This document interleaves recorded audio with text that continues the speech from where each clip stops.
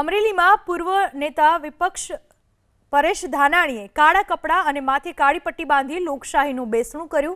સ્થાનિક સ્વરાજ્યની ચૂંટણીમાં અમરેલીના જયસિંહપરા વિસ્તારમાં કોંગ્રેસના 3 ઉમેદવારોએ ફોર્મ પાછું ખેંચતા ધાનાણીએ ભાજપ ઉપર લગાવ્યા આરોપ। ભાજપે લોકશાહીનું ખૂન કર્યું હોવાનો આરોપ લગાવ્યો। લોકશાહીનું બેસણું કર્યું, જેમાં મોટી સંખ્યામાં લોકો પણ જોડાયા। 2021ની ચૂંટણીમાં 241 બિનહરીફ થયા હતા। 2026ની ચૂંટણીમાં 731 બિનહરીફ। તો શું 2031માં મતનું મૂલ્ય શૂન્ય થઈ જશે? એવા વેધક સવાલો પણ પરેશ ધાનાણીએ કર્યા।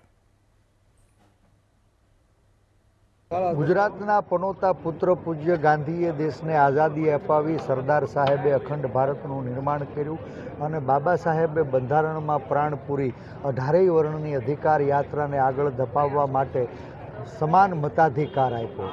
આજ સત્તાના મદમાં ભાન ભૂલેલા શાસકો ક્યાંય સેવા કરવામાં નિષ્ફળ નીવડ્યા છે, ત્યારે લોકોના રોષનું ભોગ ન બનવું પડે માટે ક્યાંય પોલીસના દંડે વિપક્ષનો અવાજ દબાવવાનો પ્રયાસ થાય, વિપક્ષના ઉમેદવારોને લલચાવી, ફોસલાવી, ડરાવી, ધમકાવી, ખોટા કેસ કરી અને જબરજસ્તીથી મોઢે બુકાનીઓ બાંધી અને પોલીસના પેરામાં એના ફોર્મ પાછા ખેંચાવવાનો પ્રયાસ છે એ નિંદનીય છે। અને વખોડવા માટે આજ અમરેલી ના નાક સમાન જયસિંહપરાના પાદરમાં અમે લોકશાહીનું બેસણું રાખ્યું છે।